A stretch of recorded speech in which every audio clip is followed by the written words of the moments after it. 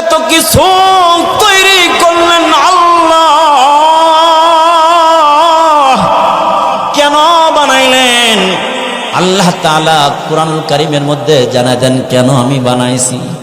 আল্লাহ তাআলা জানায় দেন হুয়াল্লাযী খালাকা লাকুম মা ফিল আরদি জামিআ।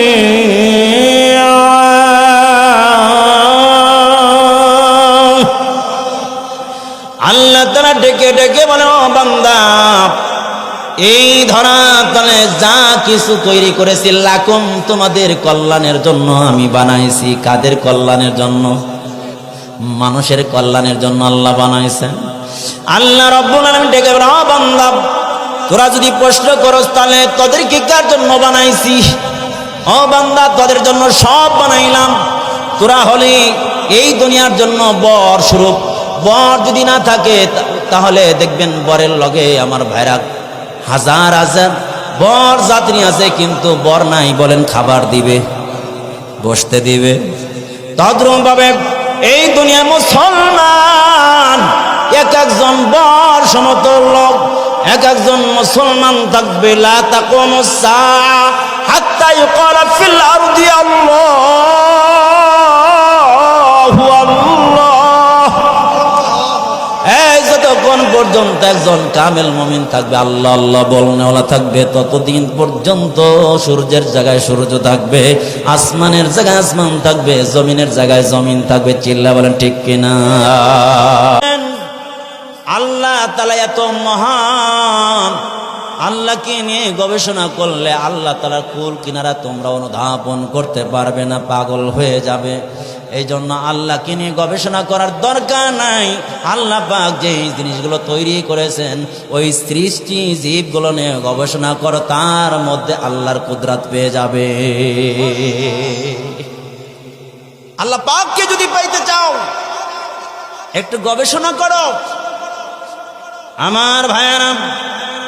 এই জন্য আল্লাহ পাক বলেন, বান্দা, এই জন্য প্রশংসা করবি আমার, অন্য কারো প্রশংসা নয়, শুধুমাত্র কেবলমাত্র আল্লাহ তাআলার প্রশংসা করবি। এই জন্য আল্লাহ রাব্বুল আলামিন সূরাতুল ফাতিহা নাযিল করে জানায় দেন আলহামদু। এলাকার মানুষরা ফাতিহা পারে না নাকি? বলেন না কেন? আলহামদুলিল্লাহি, সমস্ত প্রশংসা কার? রব্বুল আলামিন। আল্লাহর বলা হয় নাই, রব্বুল আলামিন বলা হয়েছে। রব্বুল আলামিন যিনি গোটা জগৎ, এক জগৎ না, দুই জগৎ না, ৩৬,০০০ জগৎ তৈরি করেছেন। ৩৬,০০০ জগতের মধ্যে যত প্রাণী আছে সব প্রাণীকে লালন পালন করেন যিনি, তিনি কে? ওই রবের প্রশংসা সব সময়, ও রবের প্রশংসা। আল্লাহ তাআলা বলেন, ও বান্দা, একটু তাকা দেখ, আসমানের দিকে তাকা দেখ, জমিনের দিকে তাকা দেখ। এই জমিন থেকে এই আসমান কত দূর তোরা অনুধাবন করতে পারবি না। সূর্যের ৯,৩০,০০,০০০ মাইল দূর। এত ডিস্টেন্স হওয়ার পরেও এরপরে সূর্যের আলোতে মানুষ থাকতে পারে না, প্রচন্ড গরমের মধ্যে মানুষ থাকতে পারে না। চিল্লা বলেন ঠিক কিনা? আমার ভাইয়েরা, আল্লাহ তাআলা বলেন, জানো না ও বান্দা, এই যে সূর্য বলো, গ্যালাক্সি বলো, গ্রহ বলো, উপগ্রহ বলো, এই পৃথিবী থেকে কোটি কোটি কোটি গুণ বড় এক একটা গ্যালাক্সি আমি আল্লাহ তাআলা বানাইছি। সুবহানাল্লাহ বলে। আমার ভাইরা, এত কিছু তৈরি করলেন আল্লাহ, কেন বানাইলেন? আল্লাহ তাআলা কুরআনুল কারীমের মধ্যে জানায় দেন কেন আমি বানাইছি। আল্লাহ তাআলা জানায় দেন হুয়াল্লাযী খালাকা লাকুম মা ফিল আরদি জামিআ।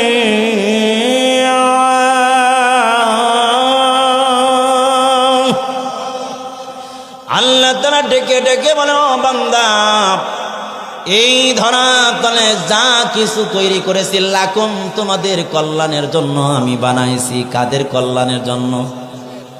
মানুষের কল্যাণের জন্য আল্লাহ বানাইছেন। আল্লাহ রাব্বুল আলামিন ডেকে বলে, ও বান্দা, তোরা যদি প্রশ্ন করস তাহলে তোদেরকে কার জন্য বানাইছি? ও বান্দা, তোদের জন্য সব বানাইলাম। তোরা হলি এই দুনিয়ার জন্য বর স্বরূপ। বর যদি না থাকে তাহলে দেখবেন বরের লগে আমার ভাইরা হাজার হাজার বর যাত্রী আছে, কিন্তু বর নাই, বলেন খাবার দিবে, বসতে দিবে। তদ্রূপভাবে এই দুনিয়ার মুসলমান এক একজন বর সমতল লোক, এক একজন মুসলমান থাকবে। লা তাকুমুস সাআ হাত্তা ইউকালা ফিল আরদি আল্লাহু আল্লাহ। এই যতক্ষণ পর্যন্ত একজন কামেল মুমিন থাকবে, আল্লাহ আল্লাহ বলনেওয়ালা থাকবে, ততদিন পর্যন্ত সূর্যের জায়গায় সূর্য থাকবে, আসমানের জায়গায় আসমান থাকবে, জমিনের জায়গায় জমিন থাকবে। চিল্লা বলেন ঠিক কিনা? আমার ভাইরা, আপনাদের কষ্ট হচ্ছে না তো? চলতে থাকলে কিছুক্ষণ ইনশাআল্লাহ। আমার ভাইরা, এই ভাইয়াই ওই যে ছোট্ট বাচ্চারে নিয়ে ওর, ও আচ্ছা ঠিক আছে, মার কাছে পাঠাইতেছে, যাই কি মাশাআল্লাহ, মার কাছে পাঠা পরে আসে।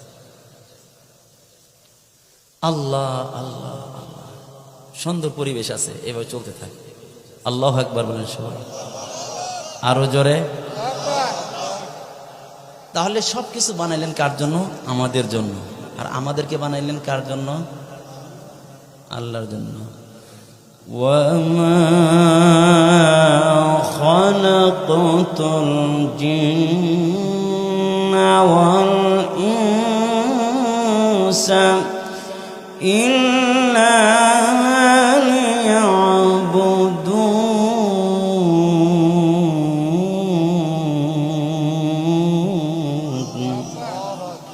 আল্লাহ পাক আমাদেরকে কার জন্য বানাইছেন? তার নিজের জন্য বানাইছেন। সুবহানাল্লাহ বলেন।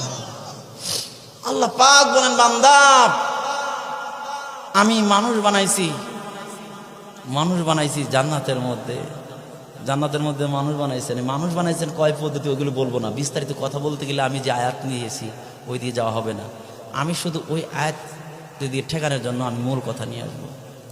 আল্লাহ পাক মানুষ বানালেন, আদম আলাইহিস সালামকে বানাইয়া মেরুদণ্ডের মধ্যে হাত দিয়া, এরপরে কিয়ামত পর্যন্ত তো যত মানুষ বানাবেন সবাই কি বলে, আলাস্তু বিরব্বিকুম, আমি কি তাদের রব না? আমরা সবাই বললাম আল্লাহ আপনি আমাদের রব। আল্লাহ পাক আস্তে আস্তে পাঠান দিলেন দুনিয়ায়। স্টেশন কয়টা? 5টা। রুহের জগৎ, মায়ের জগৎ, মাতৃদরের জগৎ, দুনিয়ার জগৎ, হাসরের কবরের জগৎ, হাসরের জগৎ। এই দুনিয়ার জগৎ হলো মেইন। এই দুনিয়ার জগতে আল্লাহর সাথে সম্পর্ক করতে হবে। কি করতে হবে? রবের সাথে সম্পর্ক ছিল রুহের জগতে, ওই রবের সাথে সম্পর্ক করতে হবে দুনিয়ার জগতে। যদি সম্পর্ক হয়ে যায় তাহলে আর কোনো ভয়। তাহলে আমরা হইলাম গোলাম, আর আল্লাহ হচ্ছেন, আরো জোরে বলেন, হায়। রুহের জগতে আল্লাহ পাক বলছিলেন, আমি কি তাদের রব না? আমরা সবাই কি বলছিলাম? হ্যাঁ আপনি আমাদের রব, তার মধ্যে কোনো সন্দেহ নাই। এই কথাটা আবার শুনিয়ে দেওয়ার জন্য আজানের মধ্যে শব্দগুলো নিয়ে আসছেন। এই জন্য মানুষের দুনিয়ায় জন্মের সাথে সাথে ডান কানে কি শুনে দেওয়া হয়? আজান, আর বাম কানে একামত শুনে দেওয়া হয়। খেয়াল করছেন? ডান কানে আজান, বাম কানে একামত। আল্লাহর বরাত তো শুনে দেওয়া হয়েছে। আল্লাহু আকবার, আল্লাহু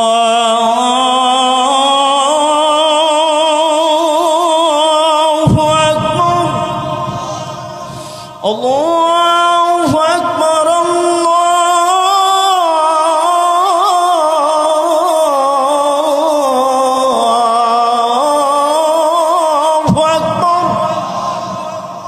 আজান হয়ে গেল, বান্দা ডান কানে আল্লাহ সব চাইতে বড়। 33 কোটি দেবতা যে তোমরা পূজা করো, এগুলো বড় না? বড় কে? সব কিছুর বড় কে? আশহাদু আল্লা ইলাহা ইল্লাল্লাহ।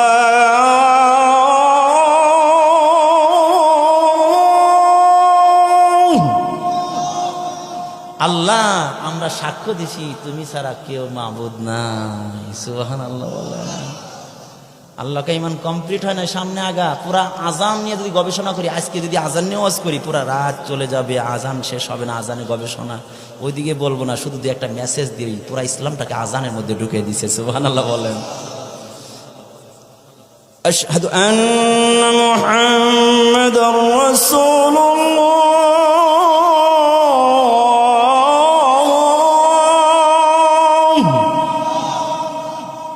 আমরা সাক্ষ্য দিচ্ছি মুহাম্মদ সাল্লাল্লাহু আলাইহি ওয়াসাল্লাম আল্লাহ তাআলার প্রিয় পয়গম্বর এবং বান্দা ও রাসূল। সুবহানাল্লাহ।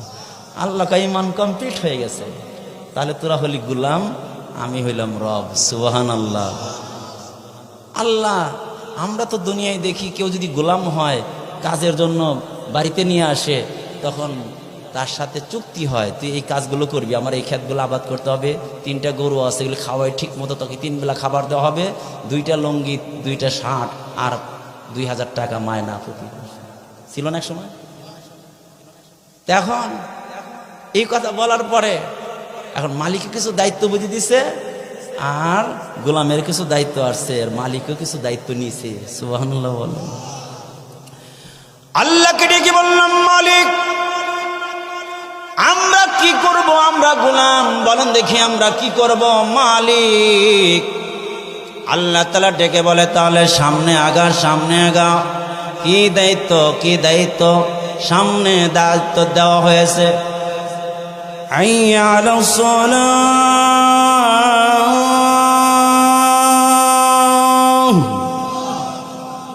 আয় নামাজের দিকে, আয় আয় নামাজের দিকে। কিরে ভাই, হঠাৎ করে এরকম কে? সমস্যা আপনাদের? বসেন বসেন। আমি ওয়াজের পরিবেশ করছি, ওয়াজের ভিতরে ঢুকবো, বুঝেননি কথা? হাইয়া আলাস সালাহ,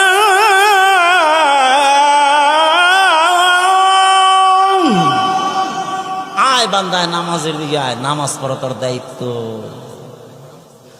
নামাজের ওয়াক্ত হবে যখন, আদায় করবি তখন, মালিক রে পাবি তখন। সুবহানাল্লাহ। নামাজ পড়বি তো আমারে পাবি। সুবহানাল্লাহ। মুরব্বীর সামনে আসলে ভালো হয় না? আপনাদের চেহারা দেখলে এই আগে বসেন, আগে আসেন, আসেন আরেকটা চেয়ার আগে নিয়ে আসেন। হ্যাঁ মাশাআল্লাহ, সুন্দর দেখাবে।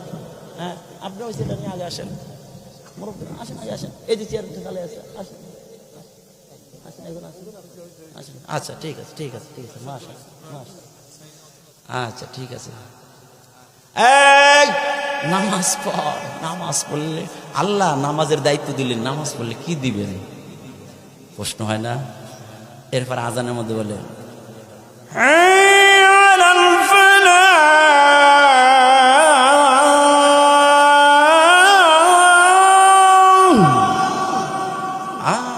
নামাজ পড়লে সফলতা পাবি। সুবহানাল্লাহ। আল্লাহ সফলতা তো চিনলাম না, সফলতা কার নাম? একটা সুন্দর নারী, 5তলা বাড়ি, একটা 5 গাড়ি, তাহলে কি সফলতা? কি তাহলে সফলতা কিসের নাম? সফলতা কিসের নাম আমি সহজে বুঝাই দেই। এখান থেকে রওনা করলেন ঢাকার দিকে, প্রাইভেট কার নিয়ে গেছেন, সারাদিন কাজ করে এরপরে বাড়িতে সুন্দরভাবে ফিরে আসছেন। এখন যদি বাড়িতে সুন্দরভাবে ফিরে আসতে পারেন, তাহলে আপনার কি হইল? সফরটা সফল হইল। কিন্তু এখন বাড়িতে আসার আগেই রাস্তায় নাগরপুর বা টাঙ্গাইল থেকে আপনার একটা গাড়ির লগে লাগাই দিয়ে আপনার গাড়ি ভেঙে গেছিল, সুরমার হয়ে গেছে, হাত পাও ভেঙে আপনি হসপিটালে, আর আপনার গাড়ি গেছে গ্যারেজে, তাহলে কি সফর সফল না বিফল? আমি আপনি রওনা হলাম জান্নাত থেকে। হযরত আদম পয়গম্বর কে জান্নাতের মধ্যে আল্লাহ পাক বানাইয়া বললেন, আমার ভাইরা আদম পয়গম্বরকে দুনিয়ায় পাঠায় দিলেন। আদম পয়গম্বরের যত সন্তান সবাইরে দুনিয়ায় পাঠায় দিলেন। আবার পরে নয়, আদম পয়গম্বরকে জান্নাতের মধ্যে ঢুকায় দিলেন। এরপরে আমার বন্ধুরা, দুনিয়ার জগতে মাতৃ উদার হইয়া দুনিয়ার জগতে আসলাম। দুনিয়ার জগৎ হইল আর দুনিয়া দারুল ইমতিহান, দুনিয়ার জগৎ চলো পরীক্ষার হল। এই পরীক্ষার হলটা কখন পর্যন্ত থাকবে? যতক্ষণ নিঃশ্বাস থাকবে।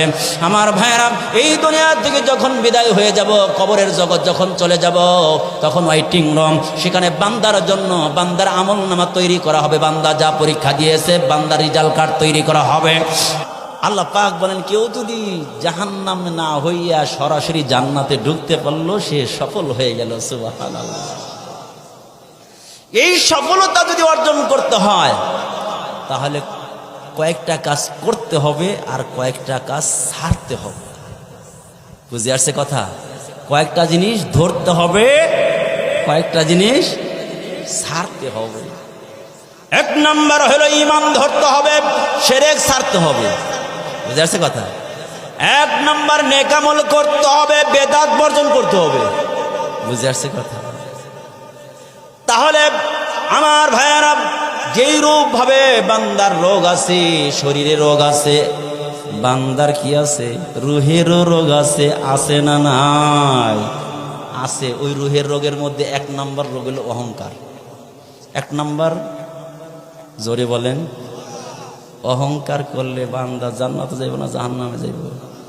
আল্লাহ রসুল বলেন, যার অন্তরের মধ্যে শস্যের দানা পরিমাণ অহংকার থাকবে সে জাহান্নামে যাবে। হয়ে যাবে, জাহান্নামে যাবে। আমার ভাইরা খেয়াল করে শুনবেন, অহংকার কাকে বলে এটা আগে বুঝতে হবে। অহংকার হচ্ছে অন্যের তুলনায় নিজেকে ভালো মনে করা। অন্যের তুলনায় নিজেকে ভালো মনে করা, যে অন্য খারাপ, আমি ভালো, আমি বড়, আমি বুঝি, আমার সে ভালো কেউ বোঝে না, আমার সে কেউ টাকা বেশি নাই, আমার সে কেউ দামি নাই, আমি সবচেয়ে ভালো। এই যে এই প্রবণতা, এটা খুব খারাপ। এই জন্য আল্লাহ রসুল দোয়া শিখে দিয়েছেন, আল্লাহুম্মা জাআলনি ফি আইনি সাগীরান ওয়া ফি আয়ুনিন নাসি কাবীরা। আল্লাহ রসুল দোয়া শিখে দিছে, হে আল্লাহ, আমার নজরে আমারে ছোট বানায় দাও, মানুষের নজরে আমাকে বড় বানায় দাও। সুবহানাল্লাহ।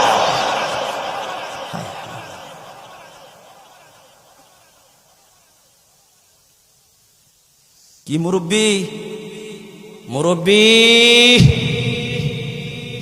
এই যে আমার দিকে একটু, আমার দিকে খেয়াল করে। কি হয়েছে?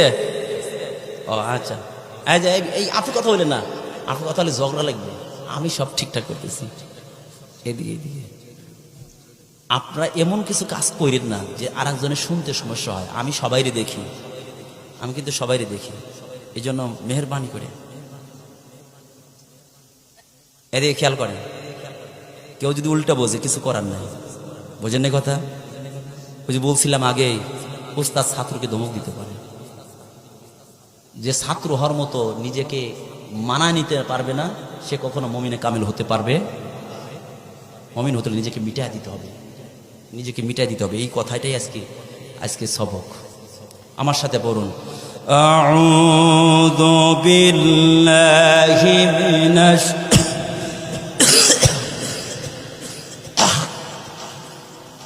বিসমিল্লাহির রাহমানির وَإِذْ قَالَ مُوسَى لفتاه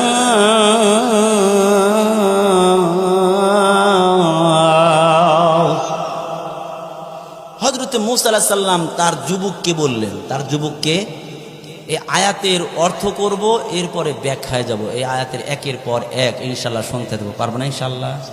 আপনারা রাগ করছেন? কেউ মুরব্বী রাগ করছেন? আপনি আমার উপর রাগ করছেন? রাগ করে হযরতে মূসা আলাইহিস সালাম তার যুবককে বললেন, লা আবরাহু, আমি চলতেই থাকবো, হাত্তা আবলুগা মাজমাল বাহরাইন,